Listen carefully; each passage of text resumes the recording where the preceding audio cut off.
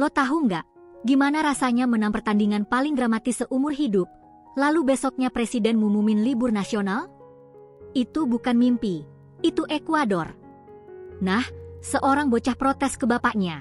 Yah, kenapa kita gak pindah ke Ekuador? Di sana kalau menang main bola, besok gak usah sekolah.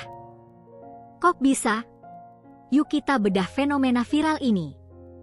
Jadi gini, timnas Ekuador baru aja bikin kejutan gede di Piala Dunia 2026.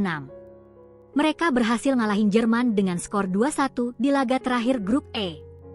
Kemenangan ini dramatis banget dan otomatis melolosin Ekuador ke babak 32 besar. Reaksi publik?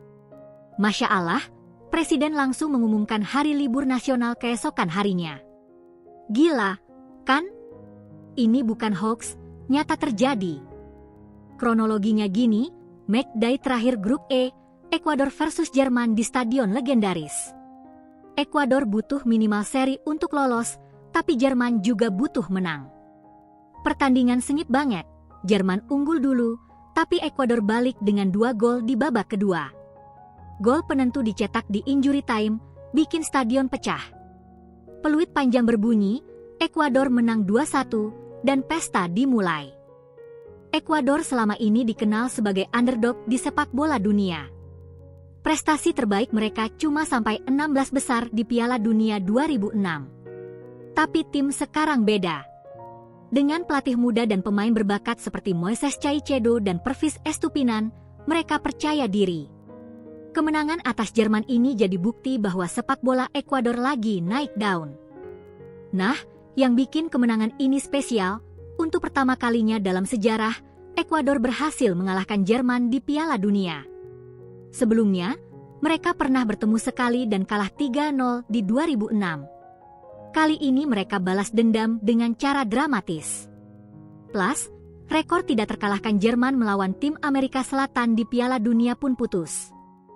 Gol kemenangan Ekuador dicetak oleh pemain pengganti yang baru masuk 5 menit sebelumnya, namanya Kendry Páez.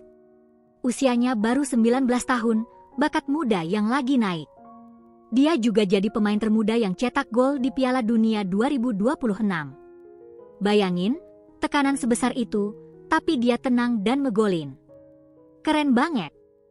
Banyak yang ngira libur nasional ini cuma berlaku buat pegawai pemerintahan atau sekolah aja. Tapi kenyataannya, Presiden Daniel Noboa mengumumkan libur untuk seluruh sektor publik dan swasta, termasuk pertokoan dan bisnis. Jadi benar-benar libur total. Tapi ada juga yang mikir ini berlebihan. Apalagi untuk negara yang lagi krisis ekonomi. Faktanya, Presiden Noboa memang terkenal doyan sepak bola dan sering bikin kebijakan pro-rakyat.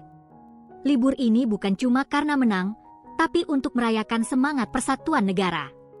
Kita butuh momen bahagia, kata Presiden. Jadi bukan sembarang libur, tapi simbol bahwa sepak bola bisa bikin rakyat bersatu. Bahkan tim oposisi pun mendukung. Dampak langsungnya, semua orang Ekuador pesta di jalanan. Khususnya di Quito dan Guayaquil, jalanan penuh dengan bendera, klakson mobil, dan tarian. Anak-anak kecil main bola di jalan. Sekolah diliburkan, kantor tutup. Ekonomi mungkin stagnan sehari, tapi kebahagiaan rakyat jelas meningkat. Viral di media sosial, semua posting, "Gracias Ecuador." Jangka panjang, prestasi ini bisa ngebut Ekuador naik ke peringkat FIFA dan memudahkan kualifikasi Piala Dunia mendatang. Lebih dari itu, motivasi anak muda buat bermain sepak bola makin tinggi. Banyak akademi sepak bola mulai kebanjiran pendaftar. Mungkin bakal lahir bintang-bintang baru dari Ekuador ke depannya. Ibunya yang dengerin protes itu cuma geleng-geleng kepala sambil senyum. Nak, kita tinggal di Indonesia, bukan Ekuador. Kalau mau libur, kamu harus menang lomba dulu. Tapi si bocah ngeyel, berarti aku harus pindah ke Ekuador dong, MA. Saking ngototnya, dia sampai belajar bahasa Spanyol biar bisa sekolah di sana. Gemas banget. Coba lihat datanya, Ekuador menang 2-1 dengan penguasaan bola 43%, tembakan tepat sasaran 5-9. Tapi efektivitas mereka gila. Dari 5 tembakan, 2 jadi gol. Jerman menguasai permainan tapi kalah mental. Rekor lain, ini kemenangan pertama Ekuador atas tim Eropa di Piala Dunia sejak 2006 lawan Polandia. Statistik bikin bangga. Reaksi publik? Viral banget. Twitter dan TikTok penuh dengan video bocah protes itu. Banyak yang bikin parodi, meme, bahkan ada yang serius bikin petisi supaya Indonesia juga ada libur kalau timnas menang. Haha. Akun resmi Presiden Ekuador juga like postingan itu. Publik global ikut gemas dan banyak yang bilang, "I want to move to Ecuador." Pro kontra pasti ada. Ada yang bilang libur itu boros, tapi netizen langsung bikin meme. Kalau libur karena menang bola boleh, kenapa libur karena menang lomba makan enggak? Tetap ada diskusi, tapi dengan bumbu humor yang bikin kita senyum. Bahkan ada yang bikin trending tag libur Ecuador for all. Sebenarnya bukan cuma Ekuador yang pernah ngasih libur karena sepak bola. Brasil pernah libur setelah menang Piala Dunia 2002. Jerman juga libur saat menang 2014. Tapi kalau untuk kemenangan di babak grup, ini pertama kalinya. Biasanya libur baru dikasih kalau juara. Ekuador bikin tren baru, menang aja udah cukup untuk libur nasional. Siap-siap kaget. Ternyata bocah yang videonya viral itu bukan anak sembarangan. Dia adalah putra dari salah satu pemain timnas Ekuador. Ya, ayahnya adalah bek timnas Ekuador yang ikut bertanding melawan Jerman. Jadi protesnya itu bukan cuma iseng, tapi dia lihat langsung perjuangan ayahnya. Dan setelah menang, dia nuntut libur. Hatinya lumer?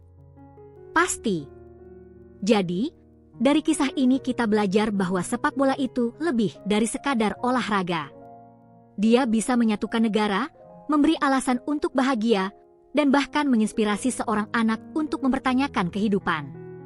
Mungkin kita di Indonesia juga butuh lebih banyak momen seperti ini.